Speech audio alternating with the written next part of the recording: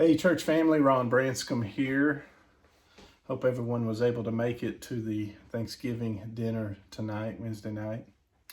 It's always a great event, and so thankful for the servant hearts of those who help prepare and cook. And I know it's a lot of time and energy, so thank you so much. Let's jump into our study here on Psalm 124. Last week I had Psalm 119, which was a long chapter. This one's a little bit shorter. And so based on my brain capacity tonight, that's probably good. But let's walk through it. I kind of want to start with a quick analogy, and I use sports a lot when it comes to analogies. But, kind of like in a football game when the opposing team runs a trick play, kind of catches you off guard. Or maybe you get a bad call from the official referee, or like in basketball, the other team starts pressing you. You weren't prepared for it. You weren't expecting it, and boom, it's on you. And so that's the picture I get in these first couple of verses here in Psalm 124.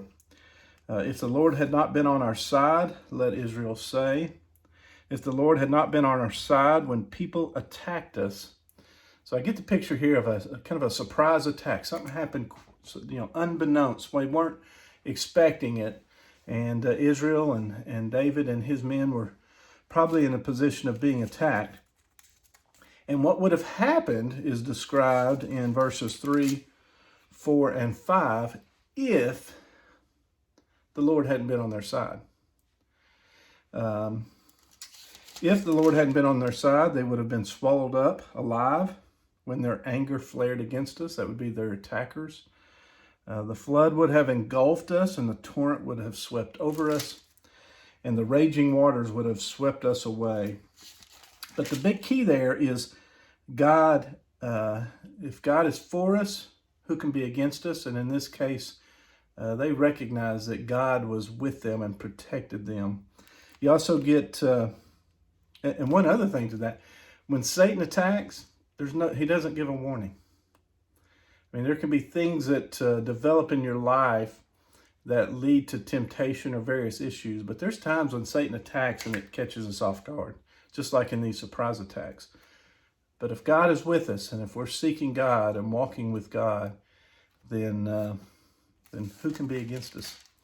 Verses 6, 7, and 8. Praise be to the Lord who has not let us be torn by their teeth. Again, this is a picture of being attacked and what could have happened. We have escaped like a bird from the fowler's snare. The snare has been broken and we have escaped. In this picture, you have a bird who's been really baited to enter into a snare. And the snare has been broken. And it really is a great reminder of the death and resurrection of Jesus Christ. Very similar. The dominion of sin and death has been broken. And that's the picture here of what has happened in regard to a bird being, the snare and the trap being broken. The snare is free. And then verse 8, great way to end the psalm here. Our help is in the name of the Lord, the maker of heaven and earth. We always need the reminder of the Creator, how we're here, why we're here, and just the beauty that surrounds us. I pray that this has been helpful. Quick review of Psalm 124. I pray that you have a blessed day, and Lord willing, we will see you on Sunday. Take care.